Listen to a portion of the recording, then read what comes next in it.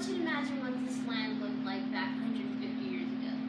Lush green, water that was plentiful, thriving wildlife, and clean air. Now we go back to today. What's the difference? Answer is there is no clean air. Our wildlife is going extinct.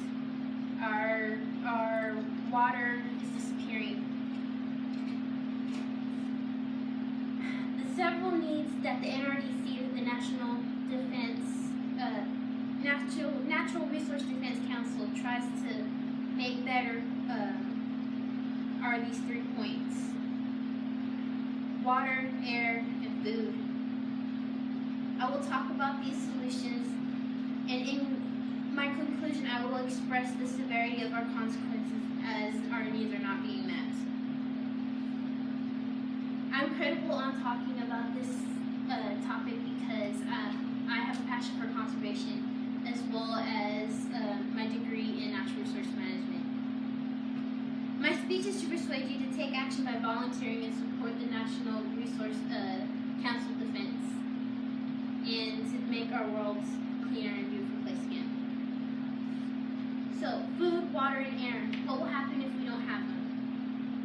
My first point, fresh water. According to the United States Geological Survey, 96% of the world's oceans is covering the world. 3% of that is fresh water. If we break it down, 1% of that water is less available to humans. According to Dr. Robert Wyman, a researcher at Scripps Institution of Oceanography, he says water is not being used efficiently. In addition to fundamental human needs for food and fiber, water scarcity is exacerbated by a number of technological and political economic factors. A brief example is water being transported from an area of green lush vegetables as well as to an area with no viable source of minerals or anything that can't grow food. According to the Population Reference Bureau, in their article, Human Population Environment, the more people demand for resources, the more we generate waste. Population growth is a major factor of our depletion of resources. Our oceans are being polluted, and as our oceans are being polluted, our food source is going down. I remember as a little girl going to the beach, seeing the blue waters being cleared and the sands being clean. Now I see that going away as I see on the TV BP oil spill black all over this blue ocean. And when I walk on the sand, there's glass stuck in my foot, which is very painful. I go on to my next point: loss of wildlife and wildlife habitat and food resources. We are part of a food chain. The sun gives us energy by transfer to the plant. Animals eat the plants, and we are carnivores, and we eat the animals. Loss of habitat means loss of homes for the animals. Loss of homes for the animals means they die. If they die, where's our food?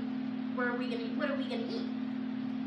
According to the National Wildlife Conservation article, National Wildlife Conservation, another nonprofit organization, in their article Habitat Loss, the main drivers that cause habitat loss is agriculture, land conservation, water development, pollution, and global warming. PBS.org's article, Modern Mass Extinction, 7 out of 10 biologists say that we are in our 6th current mass extinction. They believe 90% of the living species today will be gone. That includes the humans. In that same article, Daniel Simmerloff, professor of environmental studies, says habitat destruction is the leading cause of extinction and endangerment. Habitats such as trees and plants are going to be gone. What's going to happen if they're gone and we can't breathe? We die. That's the answer. Everything goes back to we die. In the National Resource Defense Councils,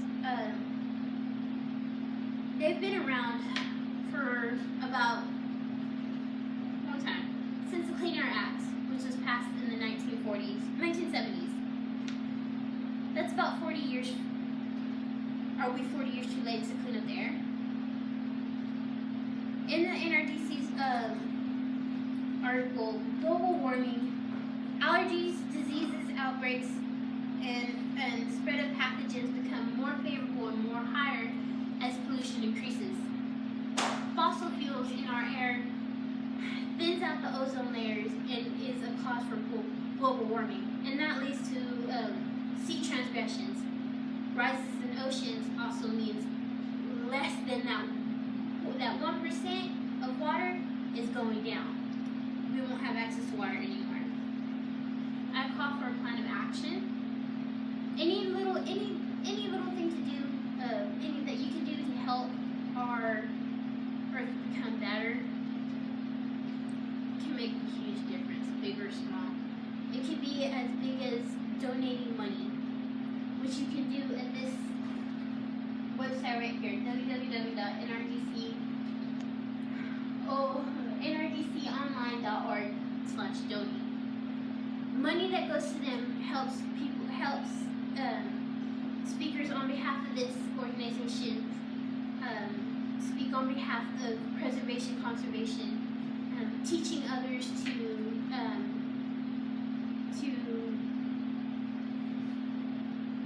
conserve water and stuff. Journalist Jenny Shallens wrote How to Call Your Congress on NRDC's website, saying, make sure to have a pen read by, and write your thoughts down. Be cool, be calm, collected, because sometimes discussing things with your Congress can be heated. And make sure you look up the right number to the Congress that you live in your state. You can volunteer at your local shelters and rebuild habitat. You can do simpler things by throwing stuff away, turning off your water while you brush your teeth. According to John Cliff, Amanda Cutler, Chelsea Grin, how much a person uses the water, an average amount of water a person uses is about 70 gallons. That's a lot of water. You can cut your timing in half by taking a 5-minute shower, which they also say every minute that goes by, 2 gallons of water is wasted. If we don't take action now, our world is gonna die. The animals that we grew up with seeing in the zoos are gonna be gone. How are we gonna teach our animals about what we saw? How are we gonna fascinate our children later for their future?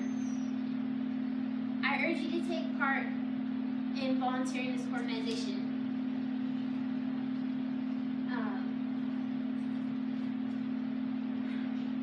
My speech was to persuade my audience to take action and make the world a better place and volunteer. I have summarized my 3 points. Food and wildlife gone. Air is being polluted. Our fresh water and oceans